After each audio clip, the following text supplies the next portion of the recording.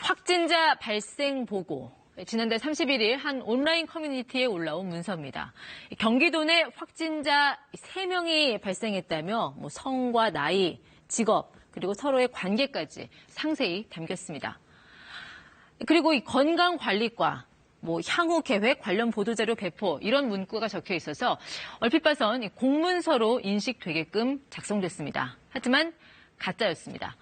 경기도청 산하에 건강관리과라는 조직 자체가 없고 해당 문서에 등장한 인물 정보도 실제 확진자 정보와 일치하지 않았습니다. 자, 요즘 이런 허위 정보 받고 놀란 분들 꽤 많으실 겁니다. 신종 코로나 공포에 시달리는 대중의 불안을 비집고 허위 정보가 전염병만큼이나 빨리 확산되고 있습니다. 확진자, 심지어 사망자가 발생했다는 내용부터 피 묻은 마스크까지 유형도 다양합니다. 급기야 이 허위 정보 유포자 가운데 첫 검거 사례가 나왔습니다. 27살 A씨 카카오톡을 통해 경남 창원에 신종 코로나 바이러스 감염 우려자가 발생했다는 내용을 유포한 혐의로 경찰에 붙잡혔습니다.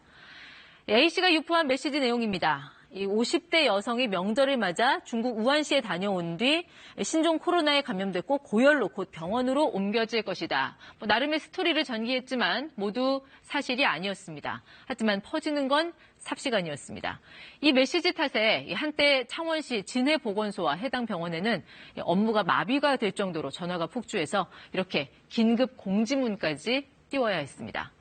A씨는 경찰 조사에서 장난삼아 그랬다고 말했습니다.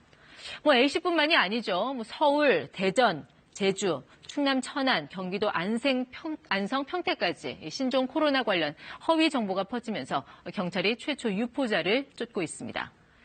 사실 전염병이라면 우리 몸에 관한 문제일 텐데 이제는 사람들의 심리까지 파고드는 양상입니다. 이른바 정보 전염병입니다.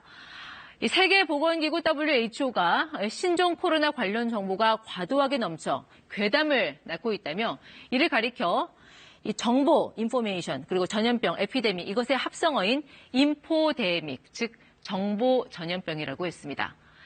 인포데믹은 본래 금융용어입니다. 미국의 전략분석기관 인텔리브리지사 데이비드 로스코프 회장이 2003년 5월 워싱턴 포스트에 기고한 글에서 처음 사용했습니다.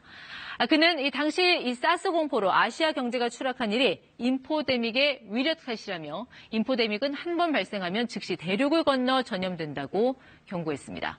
이 잘못된 정보가 집단 행동을 야기하거나 경제 위기 또 금융시장 혼란을 불러올 수 있다는 얘기입니다.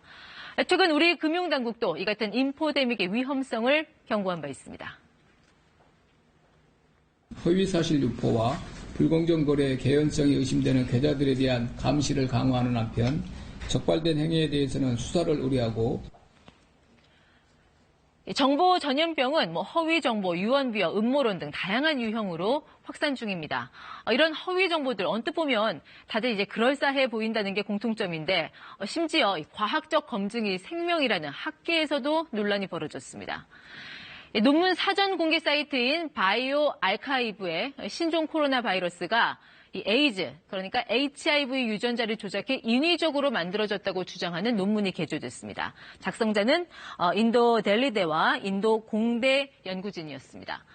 이 신종 코로나 유전 정보에서 특이한 부분 4곳이 발견됐는데 이 모두가 HIV와 일치한다는 것을 근거로 제시했습니다. 연구팀은 이를 두고 이 과학 논문에서는 좀처럼 쓰지 않는 기이한이라는 용어까지 사용했습니다. 이 논문이 SNS 등을 중심으로 퍼지며 불안을 야기하자 세계 과학자들의 검증과 반박이 이어졌고 해당 저자들은 결국 논문을 자진 철회했습니다. 미국 과학 전문지 STAT는 학자들의 빠른 반박 덕에 이 사이비 과학이 창궐하는 것을 막았다고 평가했습니다. 특히 이 신종 코로나 예방에 효과가 있다며 확인되지 않은 민간요법이 난무하자 보다 못한 세계보건기구가 일일이 팩트체크에 나섰습니다. 참기름을 몸에 바르면 되나요? 라는 질문에 맛있을 뿐 바이러스는 못 죽입니다. 라고 답을 해놨고요. 마늘은 어떤가요? 건강 음식이지만 예방 효과는 입증이 안 됐다라고 적어놨습니다. 이 폭죽 연기를 들이마시면 또 어떨까요? 안 됩니다. 천식과 화상 위험이 있습니다. 라고 했습니다. 이 생물학적인 전염병이 인간의 목숨을 위협한다면 정보 전염병은 순식간에 사회적, 경제적 혼란과 파국을 가져올 수 있다는 점에서 또 다른 위험성을 내포합니다. 훗날 진실이 밝혀져도 이미 엎질러진 물인데다 파장이 수습되려면 오랜 시간이 걸립니다. 과거 조류 인플루엔자가 유행할 때 닭이나 달걀을 먹으면 감염된다는 잘못된 정보가 퍼져 양계 농가들이 큰 피해를 입은 적이 있습니다. 신종 코로나만큼이나 정보 전염병이 사람들에게 주는 상처도 쉽게 치유되지 않습니다. 서로가 서로의 사회 안전망이 되어주는 것, 현재로선 유일한 백신인 듯합니다. 친절한 뉴스였습니다.